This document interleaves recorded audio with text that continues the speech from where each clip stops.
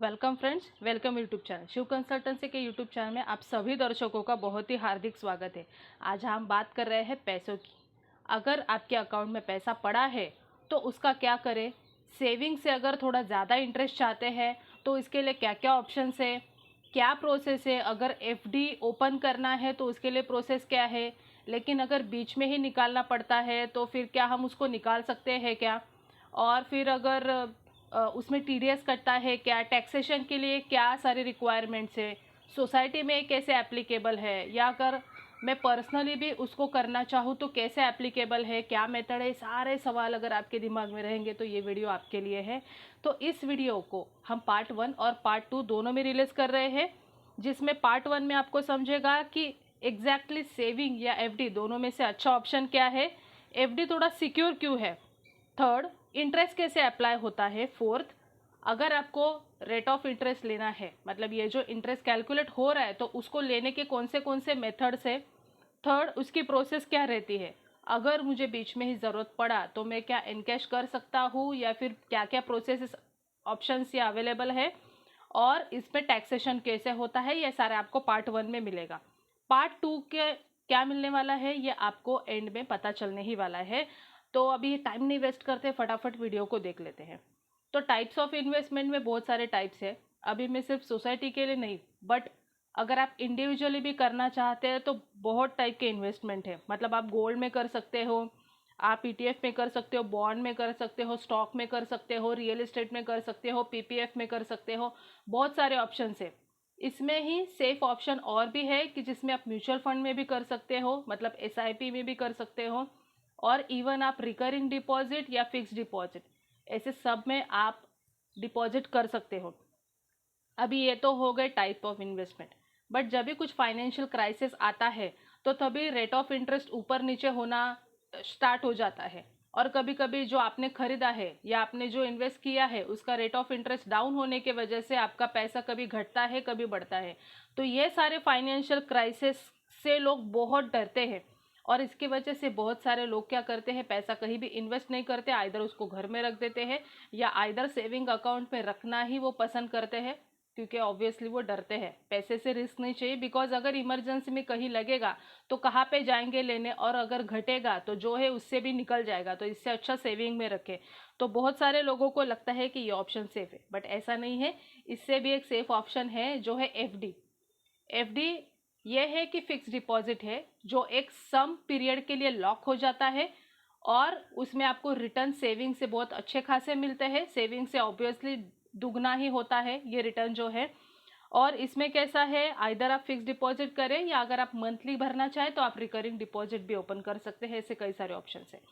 But fix deposit में कैसा है, अगर आपके सेविंग में आपको 2.5 से लेके 4% तक की रेट ऑफ इंटरेस्ट मिलता है, कुछ उतना फ़ायदा नहीं होता अगर आप उसमें ज़्यादा पैसा रखा रहोगे तो। लेकिन अगर आप फिक्स डिपॉजिट करते हो तो इस केस में आपको 5 to 8%, कभी कभी ये 9% तक भी गया है, और अगर सीनियर सिटीजन रहेगा तो उससे भी हायर, मतलब 1% थोड़ा एक्स्ट्रा रहता है सीनियर सिटीजन के लिए। तो ऐसे सारे ऑप्शंस अवेलेबल है जिस केस में आपको डरने की ज़रूरत नहीं रहता है, बिकॉज ये जो पैसा आपका लॉक हो गया है तो जितना रेट ऑफ इंटरेस्ट में आपने रखा है उतना ही आपको पक्का बाद में मिलने वाला है। तो इसमें क्या है कि एग्जैक्टली कैसी प्रोसेस रहती है। तो अगर आपको आपके पास पड़ा है तो ये सबसे सेफ ऑप्शन है कि आप पैसा बैंक में एज अ एफडी रख सकते हो। अभी एक ऐसा है कि आप शॉर्ट टर्म के लिए भी रख सकते हो, आप लॉन्ग टर्म के लिए भी रख सकते हो, ये दोनों ऑप्शंस अवेलेबल है।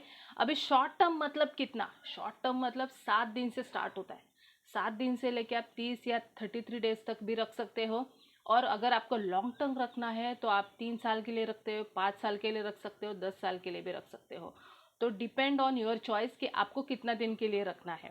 तो अगर आपके पास पैसा पड़ा है और आपको लगता है नहीं अभी ज़रूरत नहीं है, मैं शायद रख सकता हूँ कि 3 महीने के लिए रख के देखूंगा, अगर कुछ लगने वाला है तो एटलीस्ट कुछ ना कुछ इसमें इंटरेस्ट भी मिल जाएगा, तो इसके लिए ये शॉर्ट टर्म के लिए बहुत ही बेस्ट ऑप्शन है कि आप उसको एफडी में रख दें और जो इसके बेनिफिट्स है उसको ले। बट इसमें कैसा है कि थोड़ा ऊपर नीचे होता रहता है। मीन्स जो भी मार्केट रेट है और उससे ही वहाँ पर ही ये लोग इन्वेस्ट करते हैं, बैंक या कोई भी फाइनेंशियल इंस्टीट्यूट। तो इसके लिए जो रेट ऑफ इंटरेस्ट है वो हमेशा इकोनॉमिक कंडीशन पे डिपेंड रहती है। मतलब सपोज अभी अगर बैंक मुझे 1 साल के लिए 7% रेट ऑफ इंटरेस्ट दे रहा है, बट अगर मैं 2 महीने के बाद जाऊँ तो वो 7 शायद स्टेबल नहीं रहेगा।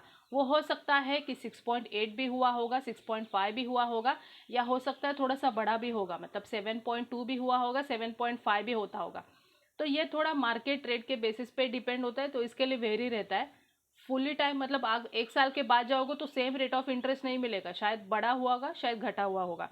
तो ये सारा आपको स्टडी करना पड़ेगा। और अगर आप आज इन्वेस्ट कर रहे हो तो लेकिन वो लॉक हो जाएगा। अगर मैंने आज किसी में इन्वेस्ट किया, आज मैंने अगर 7% से इन्वेस्ट किया तो वो 7% लॉक होने वाला है, वो कल को जाके अपने आप 6.8 नहीं होने वाला है। तो वैसा ये इसमें एक बेनिफिट रहता है। इसमें कैसा है कि कंपाउंडिंग इंटरेस्ट का आपको बेनिफिट मिलता है। कंपाउंडिंग इंटरेस्ट मतलब एक पैसा हमने यहाँ पे इन्वेस्ट किया है, सपोज फॉर एग्जांपल 1 लाख मेरे पास पड़ा है, वो 1 लाख मैंने बैंक में इन्वेस्ट किया है और मुझे रेट ऑफ इंटरेस्ट मिला है 7%।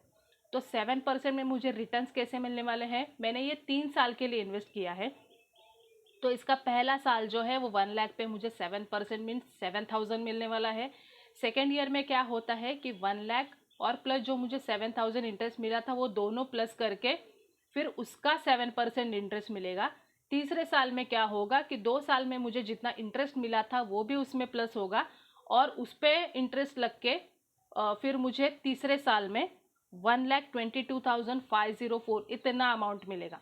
मीन्स अगर मैं सेविंग में रखती तो उतना अमाउंट नहीं मिलता, लेकिन 3 साल मुझे ये एफडी में रखने की वजह से 22,504 रुपये का फ़ायदा मिला है। और अगर मैं इसमें रखती तो शायद 1 या 2 हज़ार ही मिलता, या शायद 5 हज़ार, उससे ज़्यादा तो मिलने वाला नहीं है। तो ये इसमें कंपाउंडिंग इंटरेस्ट का भी आप बेनिफिट ले सकते हैं। अभी ये रेट ऑफ इंटरेस्ट लेने के लिए आपको 2 ऑप्शंस मिलते हैं। आइदर आप उसको क्वार्टरली बेसिस पे भी ले सकते हो, मतलब आपके सेविंग अकाउंट में वो आता रहेगा, या आइदर आप मैच्योरिटी के बाद भी ले सकते हो, मतलब जब भी आपका लॉकिंग पीरियड ख़त्म हो जाता है उसके बाद वो आपको आपका जो प्रिंसिपल है, प्रिंसिपल माना जो आपने इन्वेस्ट किया, और आपका जो इंटरेस्ट मिला हुआ है, जो दोनों को जोड़ के जो मिलेगा वो आपको मैच्योरिटी अमाउंट मिलेगा। या फिर आपको हर एक क्वार्टर में मतलब first quarter, second, third, fourth, ये हर एक क्वार्टरली आपको अमाउंट आपके अकाउंट में आता रहेगा पार्ट पार्ट में। तो ये दोनों ऑप्शंस में से कोई भी ऑप्शन आप चूज़ कर सकते हैं। अभी ये तो हो गया कि मिलने वाला क्या है, तो इसके लिए प्रोसेस क्या है इसको भी जान लेते हैं। प्रोसेस में कैसा है कि अगर आपका कोई बैंक में अकाउंट है और अगर आप सेम बैंक में ओपन करना चाहते हो FD account, rate of interest check कर लिया, सारे जो इन्फॉर्मेशन है उसको चेक कर लिया, अभी डिसाइड तो कर लिया हाँ बाबा मुझे पैसा रखना है। तो इसमें कैसा है कि आपको एक फॉर्म फिलअप करना होता है। हर एक बैंक का थोड़ा अलग अलग फॉर्म है, भले ही फॉर्म का टाइप अलग अलग है, लेकिन इन्फॉर्मेशन तो एक जैसे ही पूछी जाती है, तो ये इन्फॉर्मेशन आपको देनी होती है। अगर आपका उस बैंक में अकाउंट नहीं है तो आप बैंक आपका केवाईसी करवाता है। सपोज़ मेरा एसबीआई में अकाउंट है या फिर मेरा यूनियन बैंक ऑफ इंडिया में अकाउंट है, लेकिन मुझे एफडी ओपन करना है सारस्वत बैंक में या फिर बैंक ऑफ महाराष्ट्र में या फिर एचडीएफसी बैंक में, तो वहाँ पे जाके मुझे केवाईसी करवाना पड़ेगा और फिर मेरा एफडी वहाँ पे ओपन हो सकता है। तो ये सारे डिटेल्स आपके लगते हैं, जिसमें मुझे टिक भी करना पड़ेगा कि मुझे इंटरेस्ट कैसा चाहिए, आफ्टर मैच्योरिटी या बीच बीच में पार्ट पार्ट में चाहिए। ये सब होने के बाद विदिन 7 डेज ये सब प्रोसेस पूरी कंप्लीट हो जाती है और फिर आपको बैंक एक एफडी रिसिट देती है। एफडी रिसिट जिसको शॉर्ट में एफडीआर भी कहा जाता है, जो आपका बहुत ही एक इम्पोर्टेंट डॉक्यूमेंट है। जब भी आपको रिन्यूअल करना है, रिन्यूअल माना मैच्योरिटी पीरियड ख़त्म होने के बाद, मतलब मैंने 3 साल के लिए इन्वेस्ट किया था, 3 साल के बाद मुझे पैसों की ज़रूरत नहीं है तो मैं उसको वापस री इन्वेस्ट करना चाहती हूँ, तो ये ऑटोमेटिकली भी रिन्यू हो सकता है, या आप मैनुअली भी ऑप्शन रख सकते हो कि मैनुअली जाके आप रिन्यू करोगे, ऑटोमेटिकली नहीं चाहिए। तो ये आपका इम्पोर्टेंट डॉक्यूमेंट है कि अगर आपको मैच्योरिटी के बाद भी एनकैश करना है अमाउंट तो ये लगेगा, क्योंकि बैंक ये ओरिजिनल एफडी आपसे वापस लेती है। और अगर आपको प्री मैच्योरिटी भी अगर ये एनकैश करना है तो उस केस में भी आपको ये रिसिट ज़रूरी ही होती है, तो ये रिसिट को आपको हमेशा संभाल के रखना है। अभी इसमें दोनों ऑप्शन है, अगर आपने सारा मैनुअली रखा है तो बैंक आपको हार्ड कॉपीज़ भी देखती है, और अगर आप ऑनलाइन ट्रांजैक्शन करते हो तो आप ये एफडीज़ ऑनलाइन भी ओपन कर सकते हो आपका नेट बैंकिंग के थ्रू, और अगर आपका बैंक का जो ऐप आपके मोबाइल में इंस्टॉल रहेगा तो उससे भी कर सकते हो। अभी देखते हैं कि प्री मैच्योरिटी एग्जैक्टली क्या है, प्री मैच्योरिटी विड्रॉल क्यों करते हैं, क्यों करने की ज़रूरत है। अगर ऐसा लगता है कि मैंने 3 साल के लिए पैसा रखा है लेकिन मुझे बीच में ही पैसे की ज़रूरत है और उस केस में अभी मैं कहीं से तो उसको जुटा नहीं सकती, कहीं से मुझे मिलने के चांसेस नहीं है, लेकिन मैंने जो एफडी में पैसा रखा है मैं उसको बीच में निकाल सकती हूँ, वो ऑप्शंस रहता है। बट कैसा है कि कोई भी नहीं चाहता इंस्टीट्यूशन की या कोई भी फाइनेंशियल इंस्टीट्यूट बैंक ये नहीं चाहता है कि उनका कस्टमर बीच में ही उसको तोड़े, बिकॉज उन्होंने भी वो पैसा कहीं ना कहीं इन्वेस्ट किया हुआ रहता है और फिर वहाँ से उनको भी वो तोड़ना पड़ता है। अगर आपकी अमाउंट बहुत बड़ी इन्वेस्ट की है, मतलब अगर आपने 50 लाख 1 करोड़ रुपए इन्वेस्ट करके रखा है, तो उस केस में उनको भी थोड़ा टाइम लेना पड़ता है, बिकॉज उन्होंने अगर वेरियस जगह पे उसको इन्वेस्ट किया होगा। अगर छोटी सी अमाउंट रहेगी तो वो तुरंत आपको विड्रॉल दे देते हैं प्री मैच्योरिटी का, लेकिन बड़ा रहेगा तो आपको वेट करना पड़ता है क्योंकि उनको वहाँ से निकालना है और फिर देना है। अभी इस केस में कैसा है कि अगर आपने प्री मैच्योरली उसको क्लोज किया तो आपको जो बेनिफिट बताए गए थे, मतलब 3 साल के कंप्लीट होने के बाद जो बताए गए थे, वो आपको सारे बेनिफिट उसमें नहीं मिलने वाले हैं, वो बीच में ही ब्रेक हो जाएंगे क्योंकि आपने बीच में ही उसको तोड़ा है। और कई बार बैंक्स उसमें पेनाल्टीज भी लगाती है। पेनाल्टी इसके लिए क्योंकि आपने ऑलरेडी फॉर्म भर दिया था कि मुझे इतना दिन के लिए रखना है और आप उसको प्री मैच्योरली क्लोज करें। तो ये भी अभी जब भी आप एफडी करते हो तो ध्यान में रखिए कि अगर आप आइदर 1 ईयर का कर सकते हैं, या अगर आपको लगता है कि नहीं शॉर्ट पीरियड के बाद ही लगने वाला है तो शॉर्ट पीरियड में भी आप रख सकते हैं, जिससे आप बच सकते हैं कि ये एक्स्ट्रा जो पेनाल्टी लगता है उससे आप बच सकते हैं। तो इस केस में कैसा है कि सपोज मैंने 1 लाख इन्वेस्ट किया है या सपोज मैंने 5 लाख इन्वेस्ट किया है, लेकिन अभी मेरी जो ज़रूरत है, इमरजेंसी की ज़रूरत है, मुझे 5 लाख पूरा नहीं निकालना है। तो इसमें दो ऑप्शंस आपके पास रहते हैं, आइदर आप उसको पूरा निकाले और वापस पूरा निकाले, मतलब मेरा 7% रेट ऑफ इंटरेस्ट था, मैं पूरा निकाल लेती हूँ क्योंकि अभी का जो रेट ऑफ इंटरेस्ट है वो 7.5 चल रहा है। तो मैंने क्या किया, 5 लाख निकाल लिया, मुझे 1 लाख चाहिए तो 1 लाख रख लिया और जो 4 लाख है वो वापस मैंने डिपॉजिट कर दिया, जो फिर मुझे बेनिफिट मिलेगा 7.5 से, मतलब मुझे 0.5% का मुनाफा हुआ। और अगर मैं ऐसा नहीं चाहती हूँ कि मुझे वो सब नहीं करना है, तो मैं क्या कर सकती हूँ, तो मुझे पार्शियली अमाउंट विड्रॉ करने का भी ऑप्शन मिलता है। मतलब 5 लाख में से मैंने 1 लाख निकाल लिया, या फिर मैंने 1 लाख इन्वेस्ट किया था, मैंने 50,000 निकाल लिया और 50,000 रख दिया। तो फिर क्या है कि 50,000 में जो आपके बचा हुआ अमाउंट है उसमें उस दिन से, जिस दिन से आपने निकाला और सिर्फ 50,000 आपके एफडी में बचा हुआ है, वहाँ से फिर उसको आगे के बेनिफिट मिलना शुरू हो जाएंगे। मतलब पार्शली होगा, जितना अमाउंट बचा है उतने के ऊपर, तो वो सारे बेनिफिट आपको मिलते रहेंगे। या उसमें वो फर्स्ट वाला भी ऑप्शन है जो मैंने आपको बताया था, अगर रेट ऑफ इंटरेस्ट चेंज है तो आप पूरा निकाल के वापस इन्वेस्ट कर सकते हो। तो ये सारे ऑप्शंस आपको एफडी में मिलते हैं। अगर आपको प्री मैच्योरली क्लोज करना है तो उस केस में भी आपको फॉर्म फिलअप करके देना होता है, जो कंसर्न अथॉरिटीज़ है, मतलब जिसने ये ओपन किया था उसी का साइन होना चाहिए। इनकेस कुछ हॉस्पिटल की रिक्वायरमेंट है या कुछ इमरजेंसी रिक्वायरमेंट है या और कहीं पे पैसा भरना है, कुछ और भी इमरजेंसीज आई है, तो उस केस में आप अगर करना चाहते हो तो जो जिसने ये ओपन किया था उसी का साइन होना बहुत ही ज़रूरी है, बिकॉज उसके साइन के बिना कोई भी इसको निकाल नहीं सकता। तो ये प्रोसेस आपको करनी होती है कि प्री मैच्योर भी या आपको पार्शियल भी भरना है, तो इस केस में आपको वापस बैंक फॉर्म भरने के लिए बताती है। अभी ये तो पता चल गया है कि भाई कौन से टाइप के इन्वेस्टमेंट है, क्या करना पड़ता है, रेट ऑफ इंटरेस्ट क्या है, पार्शियली निकाले, आफ्टर मैच्योरिटी निकाले, ये सब हो गया।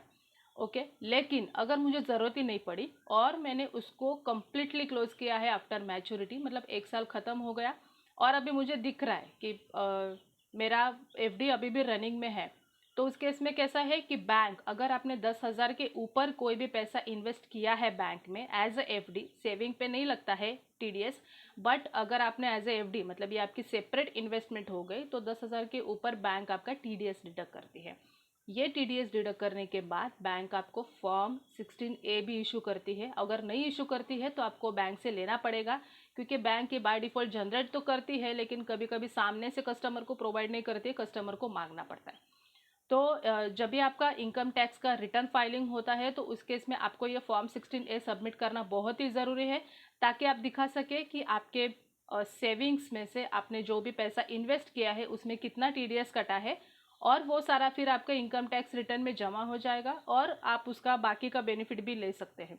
अभी इस केस में कैसा है कि कोई कोई बैंक, अभी कोई कोई बैंक्स, मतलब हर एक का जो थोड़ा प्रोसेस है वो थोड़ा डिफरेंट है, बट टीडीएस डिडक्ट होना कंपलसरी है। कोई गवर्नमेंट बैंक्स रहेंगे तो शायद उस केस में टीडीएस का थोड़ा सा अलग प्रोसेस रहता है।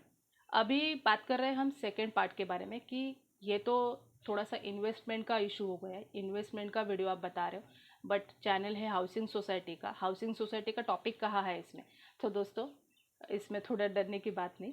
सेकेंड जो पार्ट आने वाला है उस केस में हम बताएंगे कि एग्जैक्टली इन्वेस्टमेंट सोसाइटी को कौन से एप्लीकेबल है। सेकेंडली मैंडेटरी इन्वेस्टमेंट क्या है जो सोसाइटी को करनी ही है, ऑप्शन नहीं है उस केस में। थर्ड प्रोसेस क्या होता है कि मतलब ऑफिस बेरर्स कैसे उसमें एफडीज को ओपन कर सकते हैं, कैसे क्लोज कर सकते हैं। फोर्थ इन्वेस्टमेंट रजिस्टर को कैसे बनाना है। फिफ्थ बैलेंस शीट में कैसे दिखा सकते हैं और ऑडिट के लिए क्या क्या रिक्वायरमेंट है। ये सारी जानकारी आपको मिलेगी पार्ट 2 में, तो हमें हमारे साथ बने रहना ताकि आपको पार्ट 2 में ये सारी इन्फॉर्मेशन मिलेगी। अगर इस वीडियो से रिलेटेड कोई भी क्वेश्चन है तो आप हमें कमेंट बॉक्स में डाल के पूछ सकते हैं। अगर ऐसा लगता है कि कोई एक आध पॉइंट्स हमने मिस किया है तो आप हमें ऐड करने के लिए भी बता सकते हैं, तो उसको पार्ट 2 में भी हम पहले कवर करेंगे और फिर आगे जाएंगे। एक छोटी सी रिक्वेस्ट, अगर आप पहली बार हमारे चैनल पे आए होंगे तो हमारे चैनल को सब्सक्राइब करना और बेल आइकन को भी प्रेस करना ना भूलें, ताकि नए जितने भी वीडियोज़ आने वाले हैं वो सबके नोटिफिकेशन आपको मिलते रहेंगे। So thank you for watching this video.